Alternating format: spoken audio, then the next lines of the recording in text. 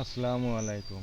ফেসবুকে অনেকেই কাজ করি, কিন্তু ফেসবুকের গাইডলাইন সম্পর্কে কারো ধারণা নেই। আমি ফেসবুকের গাইডলাইনের কিছু ইংরেজি অনুবাদ করে আপনাদেরকে শোনাচ্ছি।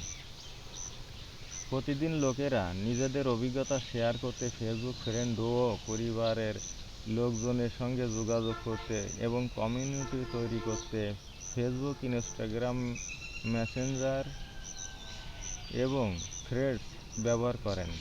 আমাদের পরিষেবাগুলোতে কোটি কোটি লোক বিভিন্ন দেশ ও সংস্কৃতি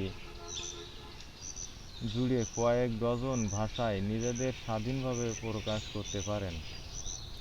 মেটা স্বীকার করে যে ফেসবুক, ইনস্টাগ্রাম, মেসেঞ্জার এবং থ্রেডস এর জন্য এমন একটা প্ল্যাটফর্ম গড়ে তোলা খুবই গুরুত্বপূর্ণ, যেখানে লোকজন একে অপরের সাথে নির্দ্বিধায় যোগাযোগ করতে স্বাচ্ছন্দ্য বোধ করেন, এবং সেই কারণেই আমরা আমাদের পরিষেবায় গালাগালির মতো অপশব্দের প্রয়োগ বন্ধ করতে বিশেষ গুরুত্বের সাথে কাজ করি।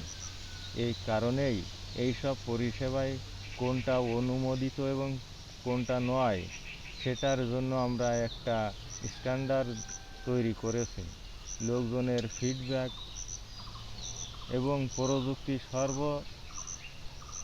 সর্বজনীন নিরাপত্তা ও মানবাধিকারের মতো ক্ষেত্রের বিশেষজ্ঞদের পরামর্শের ভিত্তিতেই এই সব স্ট্যান্ডার্ড তৈরি করা হয়েছে।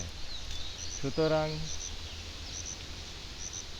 সবার মতামতের সমান মূল্য দেওয়া নিশ্চিত করতে আমরা স্ট্যান্ডার্ড তৈরির ক্ষেত্রে বিশেষ গুরুত্ব নিই, যার মধ্যে বিভিন্ন দর্শন ও বিশ্বাস রয়েছে।